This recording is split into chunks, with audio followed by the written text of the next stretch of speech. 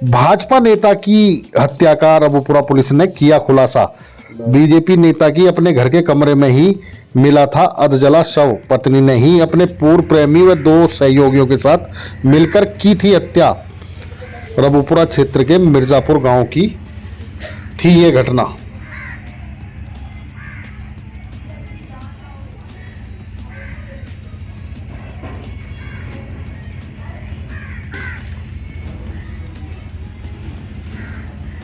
Body मिली थी अधजली हालत में, उसका पुलिस ने खुलासा किया है। पूरा घटनाक्रम क्या है, कौन कौन गिरफ्तार है, क्या किस कारण हत्या हुई थी? 10 फरवरी को थाना क्षेत्र रबुपुरा में गांव मिर्ज़ापुर में सुबह सूचना मिली कि एक व्यक्ति की लाश उसी के घर में ऊपर के कमरे में मिली है।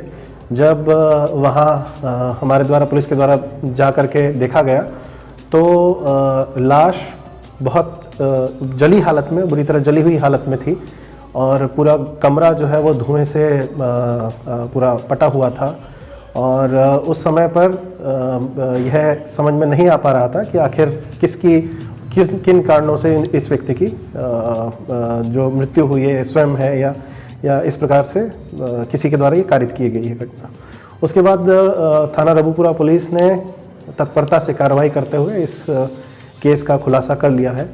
जो इसमें तथ्य प्रकाश में आए हैं उससे ये पता चलता है कि यह व्यक्ति जिनको गांव में पप्पन नेताजी के नाम से जाना जाता था, इनकी पत्नी से इनकी अनबन चल रही थी और वह काफ़ी समय से अलग रह रही थी।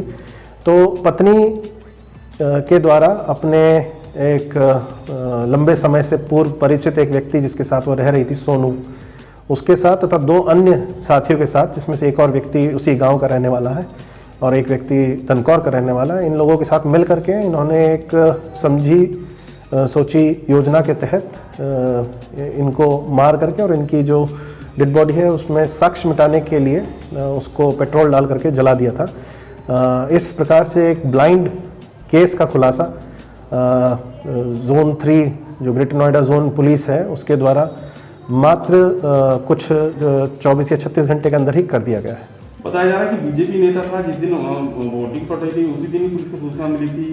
तो क्या बीजेपी पार्टी से कहीं तो संबंध है क्या? जिस दिन क्षेत्र में वोटिंग हो रही थी उसी दिन सुबह ये सूचना प्राप्त हुई थी।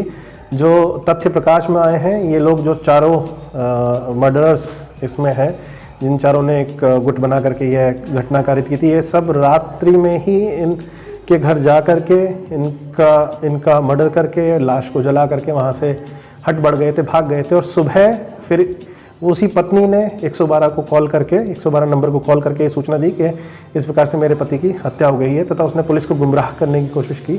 मगर एक अच्छे पुलिस वर्क के कारण और अच्छे इन्वेस्टिगेशन के कारण वह ऐसा करके अपने आप को